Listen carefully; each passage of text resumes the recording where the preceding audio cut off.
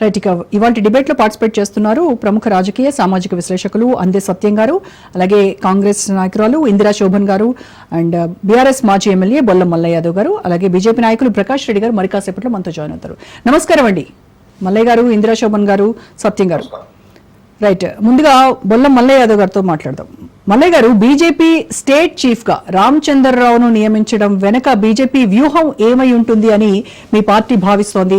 అయితే బీసీలను side line చేసినట్టుగా చాలా వ్యతిరేకత విమర్శలు వస్తున్నటువంటి నేపథ్యంలో మీరు ఎలా చూస్తున్నారు దీన్ని?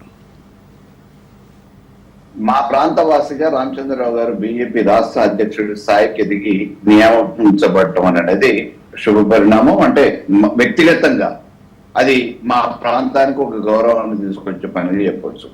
పార్టీ పరంగా బీజేపీ ఈ రోజు రామచంద్రరావు గారి ఎంపిక పట్ల మరి అంత బీసీ వాదం అని చెప్పేసి ఒకవైపు అన్ని పార్టీలు మొత్తుకుంటున్నా, బీసీలకు రిజర్వేషన్లతో పాటు సమాన ప్రాతినిధ్యం కావాలని చెప్పేసి అన్ని పార్టీలలో ఆ డిమాండ్ వింటున్నా.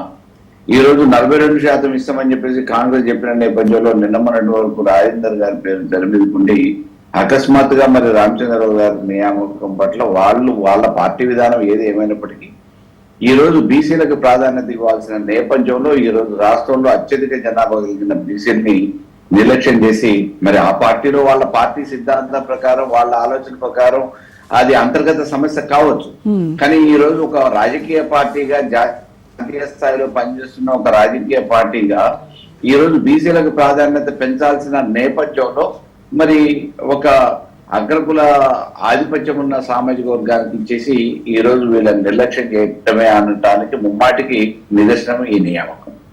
కాబట్టి రేపు రానున్న భవిష్యత్తులో మరి రాజకీయ పార్టీలు కేవలం వేదికల మీద ఉపన్యాసాలు లేకపోతే ప్రకటనల వరకే పరిమితం అవుతున్నాయి తప్ప ఆ రకమైన ప్రోత్సాహం ఈ రోజు రాజకీయ పార్టీలలో ఇవ్వట్లేదు అనడానికి బీజేపీలో కూడా ఈ రోజు నిలువెత్తు నిదర్శనం ఇది.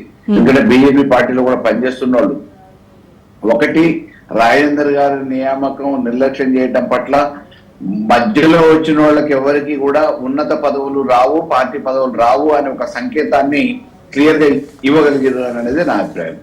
రెండోది, బీజేపీలో మొదటి నుంచి కూడా ఆధిపత్యం ఎవరిది అనంటే బ్రాహ్మణ ఆధిపత్యంలో నడుస్తున్న పార్టీగా దానికి ఒక గుర్తింపు ఉంది రాజకీయ పార్టీగా.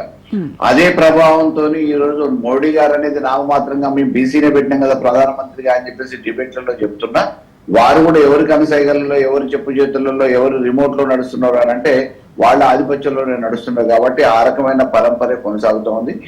అధ్యక్షులు కానీ మిగతా నియామకాల పట్ల కానీ నిర్లక్ష్యం చేసి మొత్తం మేము పథకాలు ఇస్తాము లేకపోతే ఈ సబ్సిడీలు ఇస్తామని చెప్పేసి ఓట్లను దండుకునే ప్రయత్నం చేస్తా ఉన్నారు. ఇది రేపు రానున్న భవిష్యత్తులో ఇటువంటి మాటలు చెల్లవు అనడానికి తప్పకుండా నిదర్శనం.